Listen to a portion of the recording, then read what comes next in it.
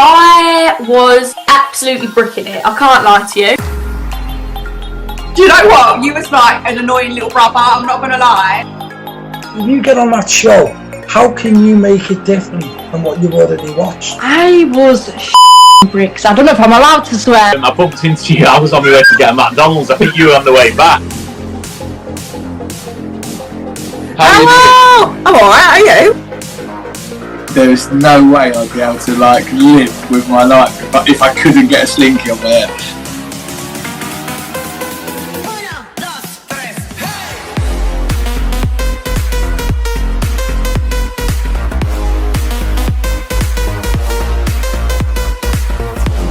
Welcome back again. We've got another contestant, Dáire McGill from Northern Ireland. Introduce yourself to the viewers. Tell us why you went on 99 to beat. Hi Will. Hi all of Will's viewers around the world. Yeah, my name's Dáire McGill. I'm from Belfast. I don't know. I mean, I went on the show. I just saw it advertised, and it looked like fun. And I thought I could do with 25 grand as well. You know, who wouldn't want to be £25,000 richer? But of course, once you get there, you realize, there's a lot of people, there's a lot of challenges, and it's going to be difficult. So I think you've also got to be someone that enjoys games, enjoys that interaction, because of course, there's a lot of time with people that you haven't known until that point, and just someone that's excited by getting in and playing games. And I'm always someone that's always enjoyed playing games. From a young age, we'd always be playing board games or cards or sort of any sort of game or challenges. So it just all sort of came together, and I decided, why not throw my hat into the ring. And at that point, I was also I was working on a temporary contract, and it ended, so I had I didn't have to take any time off work, so that was obviously something that made things a bit easier. Yeah, definitely. So what obviously you turn up, there's 100 people there. It's a crazy experience for everyone. What was your initial thoughts when you actually turned up in this such a unique scenario that it was? Yeah, it was. I think it was odd for me because I got in quite late the night before we went filming, and so I met a few people on the lift, all going up, and I know they obviously worked out that I was maybe on the show and they were on the show. So I chatted to a couple of them on the lift, and just when we got to the lobby, but I didn't really. I think a lot of people arrived early that day and were sort of mingling. So kind of my first real thing was coming down in the morning and just seeing all the people, a big crowd of people, people all shapes and sizes and all parts of the UK. So no, it was great, and a lot of interesting seeming people. So whatever, grabbed some breakfast, sat down beside whoever it was at this point, I can't remember, and just got dived in. But yeah, of course. And that continues, and we're all piling on buses, we're all piling into big rooms, and just finding your feet and chatting away to people as you know yourself. Yeah. What made you apply for it then? I said I could do with the money. It seemed like a fun challenge. It seemed like something new, something interesting, because obviously there's lots of things out there you could apply to, but I like the idea of the game. The premise is simple, but it's nice. Like really anyone can win, and that's kind of, I've always said that to people. People came to me after conversations like, "Oh, I've got my list of favorites," and I'm like, fair enough. Like not as in their favorite people, but who they thought would go on to win. Well, fair enough if that's how you think, but to be honest, I don't think it makes sense because you don't know who's good at what. Yeah, I thought that, in fairness, because a lot of people were, thinking this and thinking that and trying to form a lot, but ultimately it comes down to how well you can do each thing. You're on your own at the end of the day. No one can actually. I know people giving out advice and stuff like that, but it was such. individual type of things. So, I mean, there was that nail one, wasn't there, where you had to balance them nails. Then there was jumping on the first one, jumping on gym balls or whatever it was. Do you know what I mean? It was such a variety that I don't think you could choose a favourite, like you said. Yeah, no, well, that's it. Because someone, you look at someone that's young and fit, they'll be good, but they might have really bad, they might seem big and strong, but they might have shaky hands and they won't be able to do some sort of, intricate puzzly type of thing, or, the big one, the ball falling down. You know what? You could, if they fall close to, they fall close to you, and if none of them fall close, or all the close ones are taken, and the only ones are on the far side, again, it doesn't matter how clever you are, or how big, how strong, how fast, it's just not going to happen for you, and that's bad in a way, but it's I think the way the cookie crumbles, I know. So yeah, I think I feel the same as you. I don't think it's so easy to predict what's going to happen. How did you go about that first one? But did you sprint straight in, or did you kind of wait around? Because a lot of people just kind of waited, thinking that the balls had dropped. I just went absolutely charging. But Yeah, I think I was somewhere between. I didn't think they'd roll over, but I think a lot of people didn't. Yeah, I don't know. I get the sense from talking to people after. People are like, "Is that it?" Like they weren't sure if that was, the Claxton was actually it. They're like, yeah. I was a bit I like think that. that was you. Sorry. No, the adrenaline before that first one, though, I think that's when everyone was at the most heightened state. Yes. Yeah. I mean, I was the thing. My perspective was like, imagine going all the way over, and you've got the flight, and I went there because I left this, we had a family event, and I left it early, but I didn't leave it too early, but and I got to the airport, and you have to wait at the airport and hang about, and lots of other people talk about, like, imagine like doing one game and like not even getting past the. I can't be that person. Like, What was your favourite challenge out of all of them that you ended up doing? Oh, good question. I think this is going to probably come across as controversial, but I quite like the slinky. There's been a lot of discussion on this podcast about them slinkies. I imagine it has. I mean, I think you like it if you do well at it, and if you're sweating and you're down to the last 10 or 5 or not 2. I was never in the bottom. Well, I can't say I wasn't, or I was, but not there that often. But yeah, I think I did it quite soon. But I just thought it was quite fun. It was a nice wee balanced one. I think probably like most people, like we were like, yeah, like flinging it, like.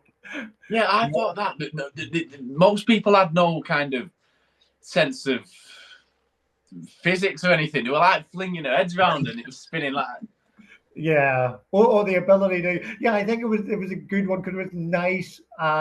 You could kind of correct it, if you know what I mean. Like, because I did it a few times, it bounced you around, and I was like, okay, just try and get a good motion. I think the issue, at least for me, and obviously we know, you and I know, and soon the viewers will know, there was a lot of different ways that people around getting that slinky on, and some of them were, very interesting. But for me, it was just about trying to bounce from the knees. You're bouncing from the knees, not using your upper body. Yeah, I know. Yeah, rolling around on the floor and everything. Yeah, but even like, it's not about flicking your head because then obviously it's going to move. So like trying to keep your head and bounce it from your knees, So I think that's good. And yeah, I don't know, the sorts of thing you sort of learn that. And like I do a bit of dance and things, and yeah, I not anymore, but I used to like do a bit of swing dancing and things like that. And it's very much like bouncing from the knees and this sort of rhythm. So it's just sort of using that and try to use that to get it up there. So I thought that was a fun game. Yeah, no, it was. I enjoyed every single challenge. Even I went out on the t-shirt one, which was nightmare in the end. But it's I don't think I've done anything as unique as that show. I really don't. True. No, it was good. I'm trying to think. Yeah, no, lots of them were a lot of fun. Even some of the team games were fun. Yeah.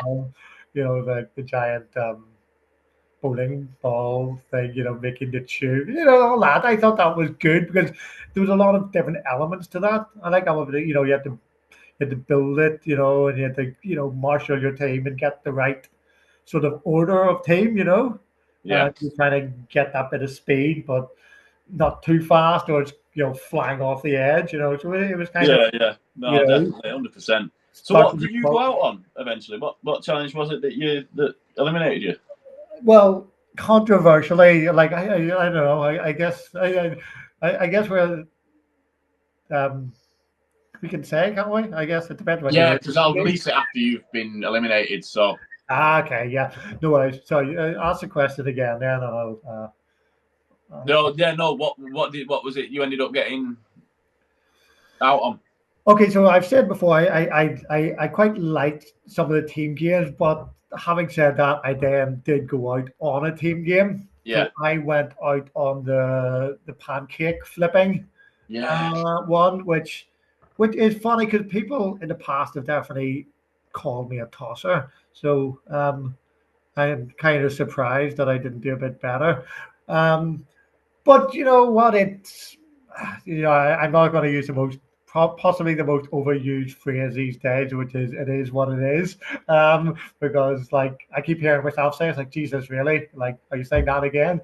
But you, it is what it is. Yeah, I don't know. I think it was a nice challenge. I don't know. I don't know. It's just yourself. The randomness of the teams, Yeah.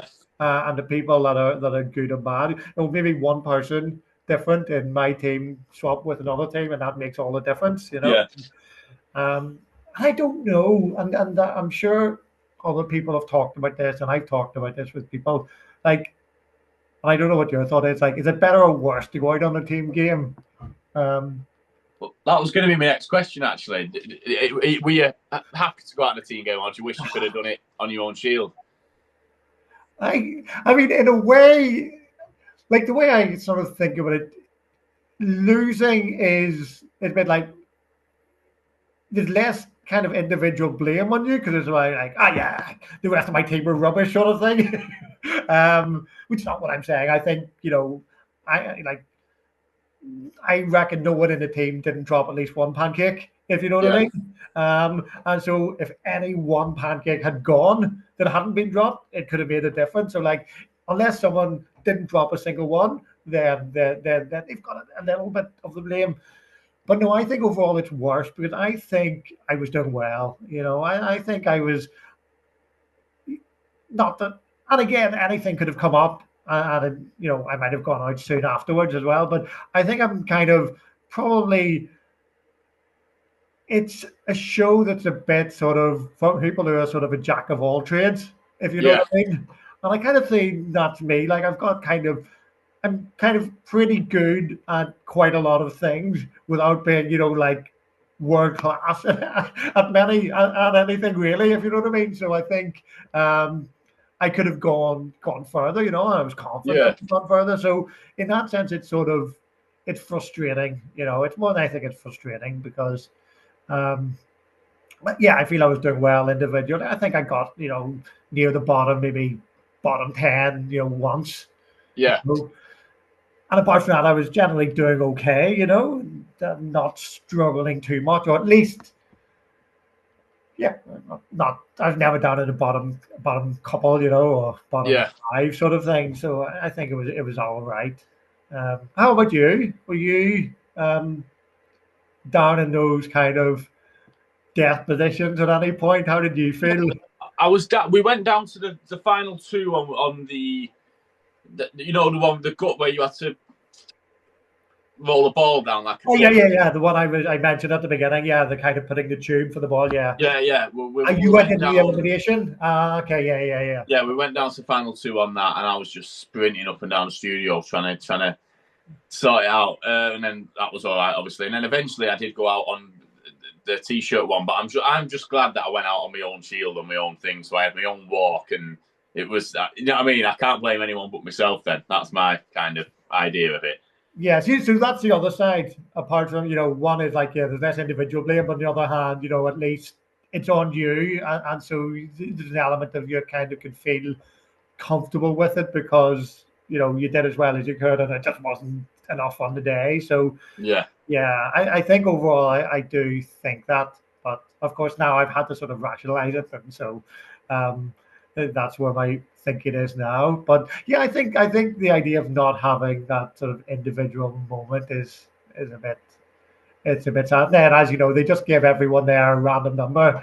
I can't even remember what number it was. But if they give me another number, it would have made me look, 5 people better, sort of thing. Yeah, that's true. That actually, yeah, just get a random number. Yeah, I didn't think that actually. And no one understood that the politics of who gets which number, or why they decided. They were swapping people. Like, oh, you give them, you stand there with that number, or whatever. Like, everyone obviously wants the lowest number. What did you think of the rest of the cast then? Who caught your eye? Who did you? Because obviously there were some big characters involved. Yeah, just in terms of like who I. Who did you get on with? Who did you chat with? Who did you like?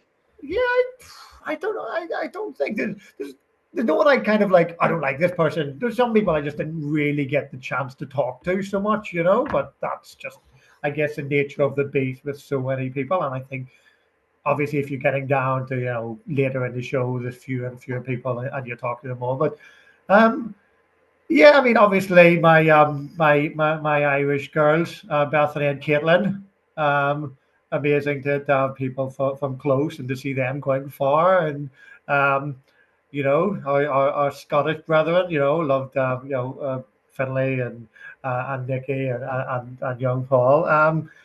But yeah, just like everyone, really, and there were lots of kind of different groups, O'Malley, for example, like. Getting us all up, bit of dance, a bit of stretching in the morning, getting us ready, so yeah, no, there's a lot of good people, a lot of really, really good people, and just some people that come to mind. Yeah. Well, in fairness, I spoke to you a few times, didn't I? I remember I bumped into you. I was on my way to get a McDonald's. I think you were on the way back. I was on the way back, yeah. And I don't know, it was late at night, that, because I remember walking. I thought, who's next walking towards me? And then it was you. I was like, oh, yeah. I know. That was really random. We're just there chatting away for about 20 minutes. It was funny. We just discussed tactics for about 20 minutes on the side of a dual carriageway. I know. Yeah, I don't know what was that. That was when we got switched hotels, and then like there was it was because we got into that Premier Inn, and we were you must have been walking back from where I was going to get some food, but exactly. No, I think we switched hotel, and there wasn't much around, and we ended up having a few pints in the reception of that new hotel, and then tried to get food close, and all the places were closed. I was like, oh, damn it. So we had to go a wee bit further afield. That's a pity I hadn't known you were going, otherwise I could have waited for you, but I didn't know your room either, so it was a bit tricky. Yeah, well, that's the thing. That's been the thing, really, because there's that many people. There's people I've reached out to after on Instagram and stuff like that after the show and whatever, and spoke to them, but I hadn't spoke to them really in the show. But there's that many people, you just can't engage with that number of people in that space of time. Do you know what I mean? No, definitely 100%. And that's what I mean. Like, it's not like to say, oh, I didn't like such and such a person. I didn't, whatever. I mean, in terms of people I talked to, like after mentioned people like Ian and Neil, is that his name? Plant, and Sue, of course. They're like legends. Very funny people. I kind of sat with them quite a bit in the holding area. So no, they were 3 kind of real salt of the earth, wonderful people. And I think there's that really nice connection. With people from Ireland, they have this real affinity with people from the north of England. It's like culturally, it's like it's across the water, but like actually culturally, there's a lot of similarities. I think in how we how we see life and our sense of humor. So it's quite funny. Um, Whereas obviously, you'd always hear people talk about that sort of north-south divide within England, which is quite funny because in some ways those people north of England are kind of more like us, if you know what I mean. So I think it's quite funny. And I've got some kind of decades or centuries of people moving back and forth and from place to place, and just something about the sort of just like cultural differences that there are to when you go further south in England, actually. Yeah. Whereabouts are you from in Ireland? I'm Belfast. I'm Belfast, yeah. capital of Belfast, capital of Yeah. of Northern Ireland here. So yeah, we grew up and really close to the city centre. So if anyone knows, if you know yourself, have you been to Belfast yourself? I've not. It's some of my family are from Lisbon. Okay, yes. My sister lives out that way. She lives in a village called Hillsborough, which is right beside Lisburn, which is actually where the royal residence is in Northern Ireland. Funnily enough, Yeah. so yeah, that's not far. And then we grew. I grew up in Belfast, and so there's an area called Botanic, and there's like Botanic Gardens, obviously, which you have them in other places as well. And I live just backing onto that, so a really good place to grow up, like right on kind of close to the city centre, close to a nice park. So yeah, um, So what is it? What going to what you do then, like day to day? Because obviously people will be interested now with the show and stuff to see where everyone's kind of come from. What is it you do for work and all of that? Yeah, I'm a lecturer in Ulster University. So let's see, I've been in the academic game for about 10, 11 years. So I did a bit of kind of traveled a lot when I was young and lived in Spain for many years. And then at some point, I decided, I did I'd done a master's and I went back to Spain and I was teaching English for a long time. And then I always kind of had this idea that I wanted to get back into the research sort of thing. And at some point, I just got sort of sick of teaching English because it wasn't, my heart wasn't really in it. I was kind of doing it as a job. And Madrid's a fantastic city to live in, but it's not that I was kind of fulfilled in that. So I moved back to Belfast and I did a PhD. And then actually lived over in Oxford for a while, really close to where we were filming. Yeah. And then moved back to Belfast, and I've been working here since then, just around COVID. Too much longer? I know, we'll see. No, that was a funny moment. No, it was funny. The whole thing was brilliant. It were. I don't know. It's a funny one.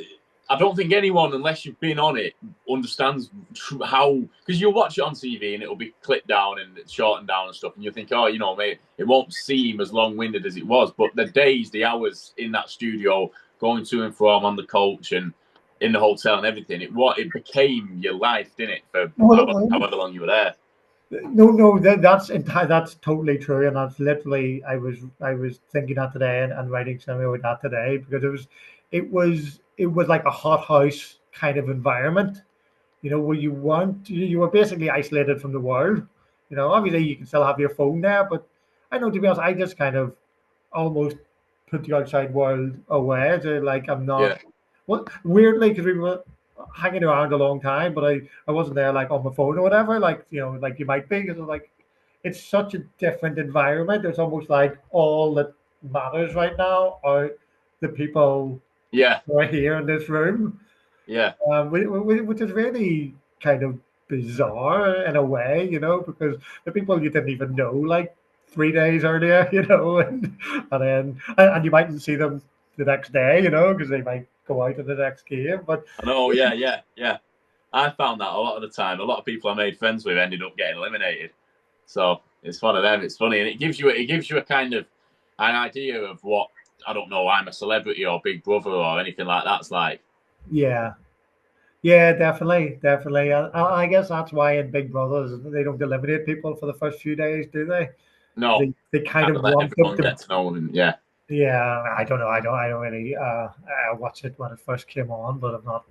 Not something I still watch, but I do recall that they gave Yeah, people. It also gives the public enough chance to get to know people, but it also, um, yeah, gets them to know each other well yeah, enough, and then also having something reason to nominate other people to be out, and you really see the dynamic. Because of course, even those shows, whatever they show you, there's still much more that's not being seen, and people aren't really picking up on the nuances of of it. Something like traders as well. You yeah, said about where they talk to about, it could be this person, it could be that person, but obviously they can't capture every conversation. So it's like sometimes you watch it, like, why have they all suddenly decided to go for that person? There must actually be stuff yeah. that's not you're not seeing or you're not perceiving through the as a viewer.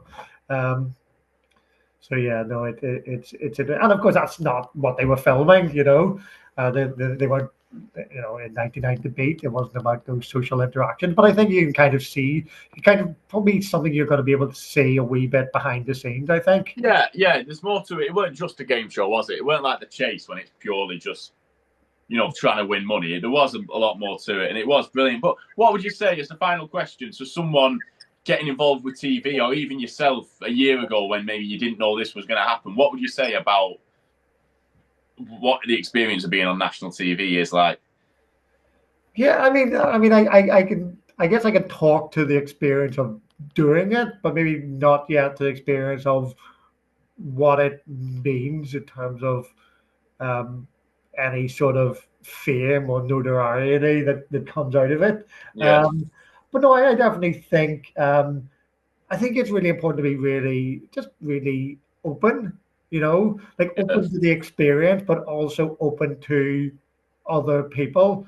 Like, so there were people that, like, I was like, they came across sometimes as a little bit rude to me, and you don't know why. I was like, oh, maybe they think I'm not cool enough for them or whatever it is.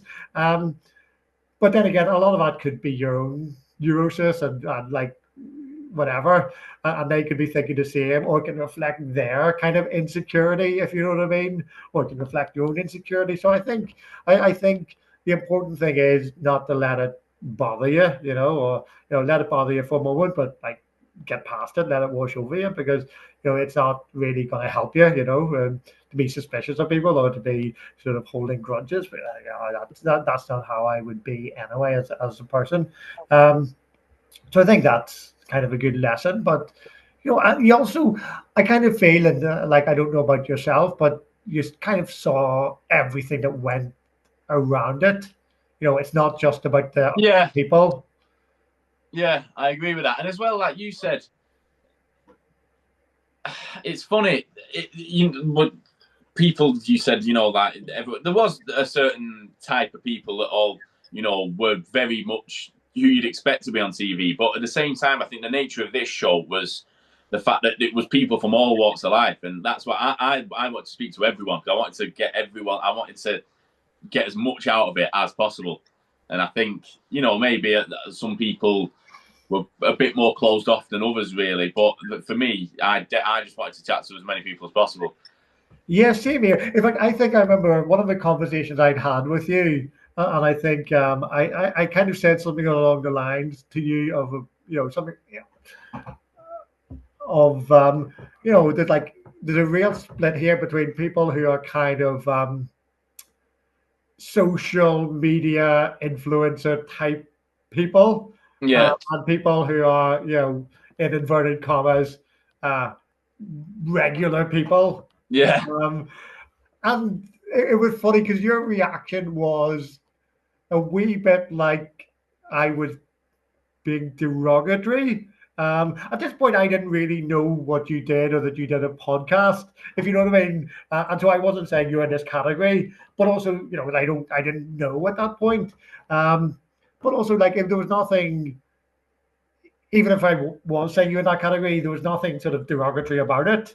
Um, it was just like the reality of what it is. I think there was people who, and then other people don't. And like, partly I'm not I definitely consider myself as, I mean, again, within commas, regular person, but I also think I'm probably not totally regular person Yeah. either, because of the fact I applied for it and went on it. So, but it's not like I'm not someone who's out there, um, you know, really doing stuff on social media and really in any way other than, I just Yeah. sticking the odd photo up. So it wasn't ever meant as a kind of derogatory thing. It was literally just an observation. No. I do remember chatting about that, to be fair. And the thing, what it was with me was I was really trying to keep who I was out of it completely, because I didn't want anyone. I wanted to stay,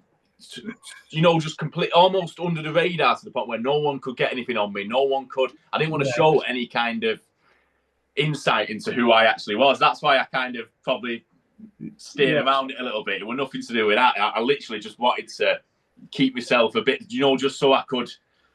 I feel like people go into this and they try and impress others and say, yeah, I've done this, I've done that, and then you've just given everything away. If you're just an open book, everyone knows everything. I prefer to go in, not give everything away, and then people can. If you keep your mouth shut, that you can. There's more, or there's less that people can use against you. If you know what I mean. Yeah, I see what you mean. No, I see what you mean. On the other, I don't know, but like wouldn't use any of that stuff about against someone. Like I know you don't mean that in a sort of like mean way, probably, but just in terms of understanding you a bit more, or some sort of. I feel maybe later in the game, maybe that sort of psychology of who people are maybe became a bit more of a thing. Yeah. We're trying to kind of fool other people. Maybe I don't know, because I wasn't unfortunately going that far. But yeah, I mean, I think there's definitely an element of, say you're playing poker or something. You don't want to give everything away. Yeah. Definitely about let people have reads on you, or say you're struggling on something, or whatever. And, Yeah, it's funny. I was kind of, I wanted to observe, and through observing it, I kind of realised everyone was kind of just, all mixing together and all just throwing all of the. I think the best way of, not defense, but kind of navigating your way through such a complex situation like that is to stay very binary and regimented, and I feel like a lot of people. So I'm usually an open book a lot of the time, but with that, I was really trying to just yeah, sort of go against your own nature, your own kind of usual way of being, which can be tricky. I just sussed it at the time and just thought, you know what? There's so many people here who are just loud as anything. It's best to, if everyone was quiet, I'd have probably took a more. I'm a rebellious kind of character, in the sense that if everyone had been quiet, I'd have probably been quite loud. But because everyone was loud, I thought, no, I'm not doing it because everyone else is. It's that kind of thing with me. You know what? I kind of didn't think about it, but I think I was kind of the same, because I would be somebody who would talk quite a lot. But but on the other hand, I'm not someone who's kind of running about shouting and jumping up and down. But somewhere in between, I guess. But yeah, I kind of was like just trying to be myself. But yeah, I think you're right. I think I was maybe a little bit more guarded than some people, just a sense of, I'll say, I won't lie about anything, but I'm not going to be going out kind of, Because you get people saying, oh, we're best friends now. And I'm like, you've known them 3 days. Like, yes. I thought that, and I don't, I mean, yeah, they're like, oh, we'll be best friends forever, and this and that. And no, there's people I got on with, but it might be partly to be with obviously being across some water. So like, it's not like I've really got a chance to kind of meet up with anyone outside of it. I think you have with a few people, haven't you? People who live in your area. So yeah, but I met up with Caitlin, because obviously she's in the same place. So there could be an element of that. But yeah, I think, I don't know. And I don't think I'm not saying I thought this consciously, but it's a bit like, well, also don't throw your eggs in one basket. You know, there's people that we probably both saw that were like became really good friends with like 2 or 3 people, and then those people got eliminated, and then they were a bit like, well, you've not really talked to anyone else, if you know what I mean. Yeah. You stayed in a wee clique, and then those people have left. So then you're. So I think part of me was a bit like, well, just try and be kind of friendly with everyone without, um, being Not giving it all away, yeah. Yeah, exactly. You know, because at the end of the day, there's people I end up talking to in the last days. I was like, actually, these people are really sound. But I just never had the chance, you know. So yeah, maybe that was a mistake on my part. Maybe I could have made kind of stronger friendships through doing that, you know. But it's again, there's not much to be changed about this at this point, is there? You know, like what's done is done, and as I said, like everyone is has their own thing going on and own way of approaching things. Definitely. Well, Dáire, I appreciate it a lot. Thanks a lot for coming on. It's been great to chat, and I'll let you know obviously when podcast's coming out. I'll put a few clips up whenever I do, and if you want, I can send you an invite to collaborate with a post, and we can advertise the thing on both our accounts. So sounds good. Oh, it should be good.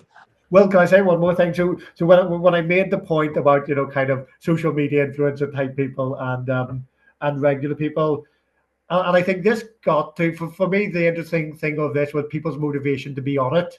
I think a lot of people, like for example, I was like, yeah, I'd like to win money, and have a bit of a laugh, have the crack at the same time. But I think there's some people that were a bit. They probably didn't even. And actually, someone said this to me. They were pretty much like, I don't need to win, but I don't want to go out the first couple of weeks because I want to kind of build up my profile to an extent that I get kind of more followers, at least get to the second half of the show. And I found that quite interesting because, like I said, it's not something I use, but obviously people make their living through social media and they're able to monetize it, which is great, and that's fair play to anyone that does that. But then it was sort of different than someone who's just like, well, if you're going to win any money, it's because you end up winning the whole thing. But for other people, it's like, well, actually, it's more about actually how I come across, and then partly is that it would be about the image that they want to portray, isn't it? So it's like maybe they're, because they want to become known for such and such a thing, or whether that's being wacky or whether that's being, someone that's kind of friendly and gives advice. So again, it's. I think that played into maybe how some of the people did come across. So anyway, it's just an observation, which is not that meaning people are false, but just that's they want to be thought of a certain way, and that's entirely fine, and that's up to their decision, isn't it? But anyway, I'll.